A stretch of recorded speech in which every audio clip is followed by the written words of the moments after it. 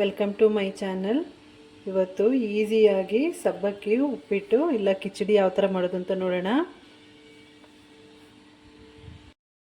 ಒಂದು ಬೌಲ್ ತೊಗೊಂಡಿದ್ದೀನಿ, ಅದಕ್ಕೆ 1 ಗ್ಲಾಸಷ್ಟು ಸಬ್ಬಕ್ಕಿ ತೊಗೊಂಡಿದ್ದೀನಿ. ಅದಕ್ಕೆ ಹಾಕ್ಕೊಂಡು ಈ ಬೌಲಿಗೆ 2 ರಿಂದ 3 ಸರಿ ಚೆನ್ನಾಗಿ ತೊಳ್ಕೊಬೇಕು. ಇದನ್ನು ಆದಷ್ಟು ನೀವು ಈ ಥರ ದಪ್ಪ ಹೋಗಿರೋದು ತೊಗೋಬೇಕು. ಪುಡಿ ಪುಡಿ ಇದ್ದರೆ ಚೆನ್ನಾಗಿರಲ್ಲ ಉಪ್ಪಿಟ್ಟು. ಇದನ್ನು ಫಸ್ಟು ಕ್ಲೀನಾಗಿ 2 ರಿಂದ 3 ಸರಿ ತೊಳ್ಕೊಳ್ತಾ ಇದ್ದೀನಿ. ತೊಳ್ಕೊಂಡು ಆದಮೇಲೆ ನಾನು ಏನು ಮೆಜರ್ಮೆಂಟ್ ತೊಗೊಂಡಿದ್ದೀನಿ, ಈ ಗ್ಲಾಸಲ್ಲಿ ಅರ್ಧ ಗ್ಲಾಸಷ್ಟು ನೀರು ಹಾಕಿ ಒಂದು 5 ರಿಂದ 6 ಗಂಟೆ ನೆನೆಸಿಟ್ಕೋಬೇಕು. ಇವತ್ತು ತೊಳೆದು ನಾನು ನೆನೆಸಿಟ್ಕೊಂಡಿದ್ದೀನಿ ಸಬ್ಬಕ್ಕಿನ. ಈ ಥರ ಇರಬೇಕು, ಈ ಥರ ಉದುರುದ್ರಾಗಿರಬೇಕು, ಆವಾಗ ಚೆನ್ನಾಗಿರುತ್ತೆ. ಅರ್ಧ ಗ್ಲಾಸ್ ನೀರು ಹಾಕ್ಕೊಂಡ್ರೆ ಸಾಕಾಗುತ್ತೆ. ನೋಡಿ, ಈ ಥರ ಪುಡಿ ಆಗಬೇಕು, ಆವಾಗ ಚೆನ್ನಾಗಿ ಬರುತ್ತೆ ಉಪ್ಪಿಟ್ಟು ಕೂಡ. ಇವಾಗ ಯಾವ ಥರ ಮಾಡೋದು ನೋಡೋಣ. ಒಂದು ಫ್ರೈ ಪ್ಯಾನ್ ಇಟ್ಕೊಂಡು ಅದಕ್ಕೆ ನಾನು 2 ಟೇಬಲ್ ಸ್ಪೂನು ಎಣ್ಣೆ ಹಾಕ್ಕೊಳ್ತಾ ಇದ್ದೀನಿ.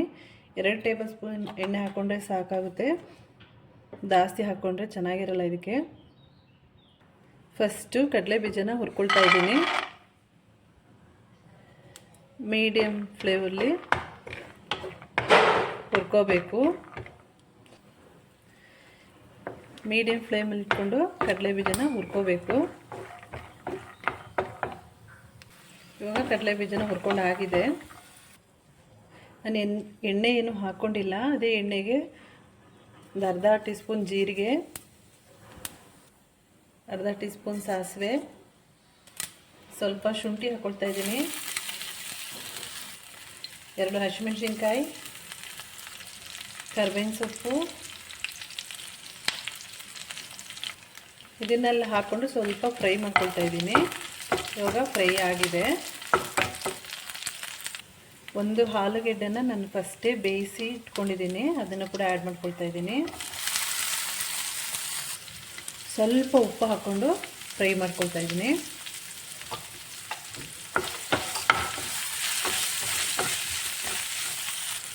ಆಲೂಗೆಡ್ಡೆನ ಫಸ್ಟೇ ಬೇಯಿಸಿ ಹಾಕ್ಕೊಂಡ್ರೆ ಬೇಗ ಬೇಯುತ್ತೆ. ಅದರಿಂದ ನಾನು ಫಸ್ಟೇ ಬೇಯಿಸ್ಬಿಟ್ಟು ಹಾಕ್ಕೊಂಡಿದ್ದೀನಿ. ಹಾಗೆ ಕೂಡ ಒಗ್ಗರಣೆಗೆ ಹಾಕ್ಕೊಂಡು ಬೇಯಿಸ್ಕೋಬೋದು.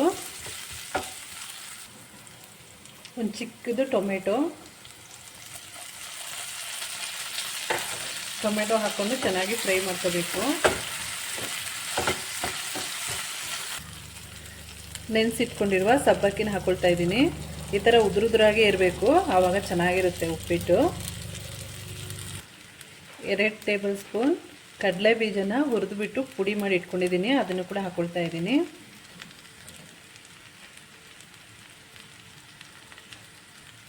ಸ್ವಲ್ಪ ಕೊತ್ತಂಬರಿ ಸೊಪ್ಪು, ರುಚಿಗೆ ಉಪ್ಪು ಫಸ್ಟೇ ಸ್ವಲ್ಪ ಹಾಕ್ಕೊಂಡಿದ್ದೀನಿ, ನೋಡಿ ಹಾಕ್ಕೋಬೇಕು. ಉರಿನ ಕಡಿಮೆ ಇಟ್ಕೊಂಡು ಚೆನ್ನಾಗಿ ಈ ಥರ ಫ್ರೈ ಮಾಡ್ಕೋಬೇಕು ನಿಧಾನಕ್ಕೆ. ಹೈ ಫ್ಲೇಮಲ್ಲಿ ಇಟ್ಕೋಬಾರ್ದು.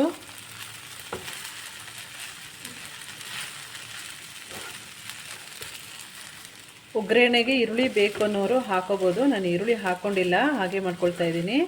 ಇದನ್ನು ಶಿವರಾತ್ರಿಯಲ್ಲಿ ಉಪವಾಸ ಇರುವವರೆಗೆ ಮಾಡಿ ತಿನ್ಬೋದು. ಅದರಿಂದ ನಾನು ಈರುಳ್ಳಿ ಹಾಕಿಲ್ಲ. ಈರುಳ್ಳಿ ಬೇಕು ಅನ್ನೋರು ಒಗ್ಗರಣೆಗೆ ಹಾಕ್ಕೊಂಡ್ರೆ ಚೆನ್ನಾಗಿರುತ್ತೆ. ಅರ್ಧ ನಿಂಬೆಹಣ್ಣು ಹಾಕ್ಕೊಳ್ತಾ ಇದ್ದೀನಿ, ನಿಂಬೆಹಣ್ಣು ರಸನ. ಕಡಲೆ ಬೀಜ ಫಸ್ಟೇ ನಾನು ಹುರಿದು ಇಟ್ಕೊಂಡಿದ್ದೀನಲ್ಲ, ಅದನ್ನ ಕೂಡ ಆ್ಯಡ್ ಮಾಡ್ಕೊಳ್ತಾ ಇದ್ದೀನಿ. ಇದನ್ನು ನಿಧಾನಕ್ಕೆ ತಿರುಗಿಸ್ಕೋಬೇಕು. ಹೈ ಫ್ಲೇಮಲ್ಲಿ ಇಟ್ಕೋಬಾರ್ದು, ಚೆನ್ನಾಗಿರಲ್ಲ. ಲೋ ಫ್ಲೇಮಲ್ಲಿ ಇಟ್ಕೊಂಡೆ ಚೆನ್ನಾಗಿ ಈ ಥರ ಫ್ರೈ ಮಾಡ್ಕೋಬೇಕು. 1-2 ನಿಮಿಷ ಫ್ರೈ ಮಾಡಿಕೊಂಡ್ರೆ ಸಾಕು, ರೆಡಿ ಆಗುತ್ತೆ.